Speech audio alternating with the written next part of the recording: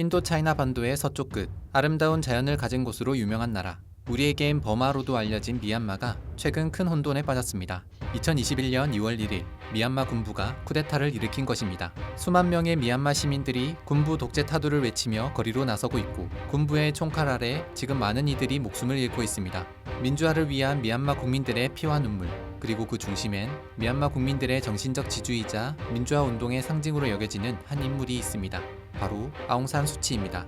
이번 영상에서는 아웅산 수치에 대해 알아보려 합니다.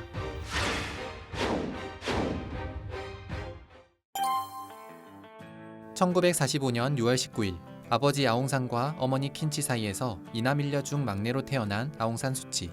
아버지와 할머니 그리고 어머니 이름에서 골고루 한 자씩 다 아웅산 수치라는 이름을 얻게 된 수치. 수치가 지금처럼 미얀마 국민들로부터 전폭적인 지지를 얻게 된 데는 아버지 아웅산의 영향이 컸습니다. 사실 수치가 태어나던 당시의 미얀마는 버마라는 이름으로 영국의 식민지 상태에 있던 상황이었습니다. 아버지 아웅산은 미얀마의 독립투사로 영국과 일본에 맞서 미얀마의 독립을 이끌어낸 건국의 아버지, 국민적 영웅으로 불리고 있습니다. 하지만 1947년 수치가 겨우 2살이 되던 해, 아웅산은 독립을 겨우 몇 달 앞두고 반대파에게 암살을 당해 32살의 나이로 세상을 떠나고 맙니다. 1983년 당시 한국의 대통령이던 전두환을 노렸던 북한의 폭탄 테러 사건이 있었던 곳이 바로 수치의 아버지 아웅산의 묘로, 우리에겐 아웅산 테러 사건으로 유명하기도 합니다. 아버지가 세상을 떠나고 어머니 킨치는 남편의 뒤를 이어 정치인으로 활약을 시작했습니다. 킨치는 네팔과 인도 주재 버마 대사를 지내게 되는데, 수치도 어머니를 따라 해외에서 어린 시절을 보내게 됩니다. 인도 델리에서 고등학교와 대학을 다니고, 졸업 후에는 영국 옥스퍼드 대학에서 정치와 철학을 공부하기도 했으며, 대학을 졸업한 후엔 뉴욕에 있는 유엔에서도 일을 하며 조국과는 멀어져 평범하게 살아가던 수치. 그러다 1972년 수치는 옥스퍼드 유학 시절에 만난 마이클 에어리스와 결혼을 하게 됩니다. 당시 수치의 어머니 킨치는 영국 국적이던 에어리스와의 결혼을 심하게 반대했지만 둘의 사랑을 막을 순 없었다고 합니다. 에어리스의 아버지 역시 외교관으로, 에어리스는 옥스퍼드에 입학하기 전 부탄에서 6년간 지낸 적이 있었는데, 이 덕분에 둘은 별다른 거리감을 느끼지 못했다고 합니다. 사실 수치의 남편 에어리스는 수치가 정치인으로 이름을 날리기 전까지 티베트 불교 전문가로 유명했습니다. 젊은 나이에 영국 옥스퍼드대 교수로 발탁됐으면 물론 달라이 라마와도 알고 지낼 정도로 이름을 날리던 사람이었습니다. 그렇게 수치와 에어리스는 결혼 후 1년 뒤 큰아들 알렉산더를 낳고, 이어서 둘째 아들 킴을 얻게 됩니다. 수치는 출산 후에도 대학원에 들어가 하고 싶은 공부도 할 수 있었는데, 어쩌면 그녀의 일생 중 가장 평온한 시간이 이때였을지 모릅니다. 1988년 봄, 두 아이의 엄마로, 한 남자의 아내로 평범한 여자의 삶을 살고 있던 수치는 어머니가 뇌졸중으로 쓰러졌다는 소식을 듣고 병간호를 위해 잠시 미얀마에 귀국하게 됩니다. 그리고 수치가 귀국한 그해 8월, 그녀의 인생을 바꾸는 일생일대의 사건이 일어나니 바로 미얀마 8888 민주화 항쟁입니다. 26년간 계속된 군부 독재에 맞서 1988년 8월 8일 8시 수도 양곤의 대학생들을 중심으로 승려와 시민들이 대거 참여한 민주화 운동이 일어난 것입니다. 하지만 군부의 총칼 아래 3천여 명의 사람들이 목숨을 잃고 10,000명이 넘는 사람들이 실종되는 등 끔찍한 결과를 낳게 됩니다. 그동안 어머니를 간호하는 데만 정신이 팔렸을 뿐 정치에는 큰 관심을 갖지 않았던 수치는 이 상황을 지켜보며 더 이상 자신이 조국의 현실을 외면할 수 없다는 걸 깨닫게 됩니다. 그리고 미얀마의 국민들 역시 민족의 영웅 아웅산의 딸이 나서주길 간절히 원하고 있었습니다. 그렇게 1988년 8월 26일 수치는 희생당한 시민들의 시신이 안치된 양곤의 종합병원 앞 50만 명의 군중이 모인 가운데 공포로부터의 자유라는 제목의 연설을 하게 됩니다. 부패한 권력은 권력이 아니라 공포입니다. 권력을 잃을지 모른다는 공포는 권력을 휘두르는 자를 부패시키고, 권력의 채찍에 대한 공포는 거기에 복종하는 사람을 타락시킵니다. 수치의 나이 44. 이때부터 그녀의 인생은 지금까지와는 전혀 다른 길로 흘러가게 됩니다. 아웅산의 딸까지 나서자 군부도 어쩔 수 없이 한 발 물러서 일당 독재를 폐지하고 다당제 정치와 선거를 약속하게 됩니다. 수치는 민주지사들과 함께 새로운 정당, 민주주의 민족동맹을 창설하고 미얀마의 민주화를 위해 두 발 벗고 나섰습니다. 수치가 가는 곳마다 사람들은 구름대처럼 몰려들었고 미얀마에도 민주화의 희망이 보이는 듯 했습니다. 그런데 사실 군부는 잠깐의 위기를 넘기기 위한 술수였을 뿐 정권을 내놓을 생각이 전혀 없었습니다. 결국 군부는 다시 쿠데타를 일으켜 수치를 가택연금시켜버렸습니다. 하지만 1990년 5월 군부는 서방의 압력에 의해 어쩔 수 없이 총선을 치르게 됩니다. 그리고 수치가 여전히 가택연금 상태임에도 불구하고 수치가 이끄는 당은 무려 82%의 지지를 받아 압승을 거두게 됩니다. 하지만 군부는 다시 선거 결과를 무효화시키고 민주인사 수백 명을 잡아 감옥에 가두고 수치의 가택연금 역시 무기한으로 연장해버렸습니다. 그렇게 1989년부터 2010년 석방이 될 때까지 중간에 몇 번의 휴직기를 제외하고 수치는 무려 15년간의 가택연금 상태로 지내게 됩니다. 집 밖으로의 외출은 물론 정원에도 마음대로 나올 수 없었으며 전화나 TV, 인터넷 사용도 군부의 감시를 받아야 했습니다. 미얀마를 떠나면 즉시 풀어주겠다는 군부의 회유에도 굴하지 않고 그렇게 15년간을 집안에 갇혀 미얀마의 군사정권에 저항하게 된 수치. 그리고 이때부터 수치는 민주화의 꽃, 강철나비라는 수식어를 얻게 됩니다.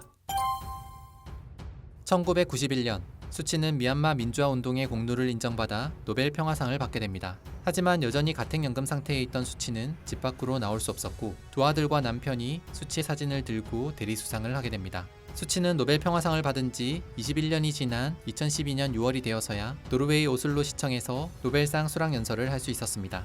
저녁 라디오 뉴스를 듣다 노벨상 수상자 선정 소식을 들었습니다. 믿을 수 없었습니다.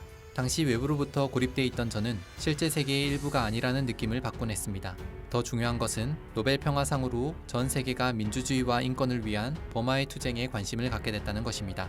버마는 잊혀지지 않았습니다. 수치가 조국의 민주화를 위해 생을 바치는 사이 그녀의 가족은 힘든 시간을 보내야 했습니다. 수치가 미얀마로 귀국했던 때가 큰아들 알렉산더가 15살, 둘째 아들 킴은 겨우 11살 때로 그 후 수치는 아들들과 떨어져 있었기 때문에 아이들이 대학에 갈 때도 결혼을 할 때도 아무것도 해줄 수 없었습니다. 게다가 1997년 남편 에어리스는 전립선암 말기 판정까지 받게 됩니다. 아내가 없는 동안 두 아들을 돌보고 아내의 글을 모아 책을 내며 미얀마의 현실을 전 세계에 알렸던 남편은 죽기 전에 한 번만 아내를 보고 싶다며 여러 차례 미얀마에 입국을 요청했습니다. 하지만 군부는 끝내 받아들여주지 않았습니다. 대신 수치에게 영국으로 들어가 남편을 만나라고 회유했지만 수치는 한 번 미얀마를 떠나면 영원히 귀국을 막을 것을 우려해 이를 거부하게 됩니다. 결국 1999년 3월 1일 에어리스는 그토록 보고 싶던 아내의 얼굴을 끝내 보지 못한 채 쓸쓸히 눈을 감고 말았습니다. 남편이 사망하던 날 수치는 이렇게 글을 남겼습니다. 나는 항상 내 바람을 이해해주는 남편이 있어서 진정 행복한 여자였다. 그 무엇도 내게서 남편을 빼앗아 갈 수는 없다. 하지만 아버지의 임종도 함께하지 않는 엄마에게 가족 대신 조국을 택했다며 크게 실망한 큰아들 알렉산더는 그 후 수치와 거의 의절하다시피 지내게 됩니다.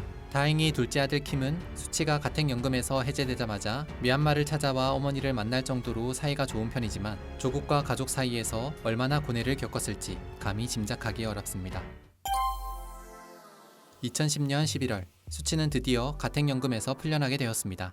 이후 2015년에 열린 총선에서 자신이 이끄는 NLD당이 전체 의석의 75%를 차지하며 압승을 거두고 2016년엔 수치의 당에서 대통령까지 배출하게 됩니다. 수치가 대통령이 되는 걸 막기 위해 군부에서 외국인과 결혼하거나 외국인 자녀를 둔 사람은 미얀마 대통령 자격이 없음이라고 헌법을 만들어 둔 탓에 수치는 대통령은 하지 못하고 국가고문에 취임하게 됩니다. 이후 수치는 수감된 학생 운동가들의 석방을 추진하고 차별을 받고 있던 소수민족에게도 기회를 주는 정책을 펼치게 됩니다. 기나긴 고뇌의 시간을 거쳐 국가고문이 된 수치. 그런데 그로부터 얼마 후 수치에게 큰 위기가 찾아옵니다. 바로 2017년 로힝야족 사건이 일어난 것입니다. 로힝야족은 미얀마 서부에 주로 거주하는 소수민족으로 사실 대부분의 미얀마 사람들인 버마족은 로힝야족에게 감정이 좋지 않았다고 합니다. 영국 식민지 시절 당시 영국인들이 이 로힝야족을 이용해 버마족인 자신들을 탄압하고 학살했기 때문입니다. 이런 역사로 인해 독립 후엔 오히려 로힝야족이 버마족으로부터 차별과 탄압을 받아왔다고 합니다. 그러던 중 2017년 군부에서 로힝야족의 무장 세력에 대응한다는 명분으로 그들을 무차별 학살하게 된 것입니다. 확인된 사망자만 9,700여 명, 로힝야족 인구의 3분의 2인 62만 명이 방글라데시로 피난길에 올랐으며 유엔은 이 사건을 종족학살로 규정했습니다. 하지만 이에 대해 수치는 로힝야족의 무력 사용에 대한 불가피한 대응이었다며 오히려 군부를 옹호하는 발언을 하게 됐고 국제사회에서 인권과 평화의 상징으로 통하던 그녀의 이미지는 급속도로 실추되기 시작합니다. 노벨상을 박탈해야 한다는 비난 여론도 높아졌으며 엠네스티는 수치에게 부여했던 양심대사 타이틀을 거둬들였고 수치를 위해 워크온이라는 헌정곡을 만들 정도로 그녀를 지지했던 록밴드 U2는 국가고문에서 사퇴하라며 수치를 맹비난하기도 했습니다.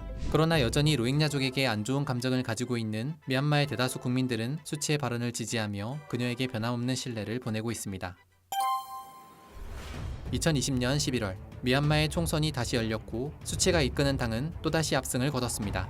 이후 수치는 민주주의를 가로막는 독소 조항이 있는 헌법을 개헌할 의지를 비치게 됩니다. 그리고 2021년 2월 이에 위기감을 느낀 군부는 쿠데타를 일으켜 의회와 정부를 해산시키고 국가 권력을 장악하고 나선 것입니다. 그리고 수치는 다시 군부에 의해 구금되었습니다.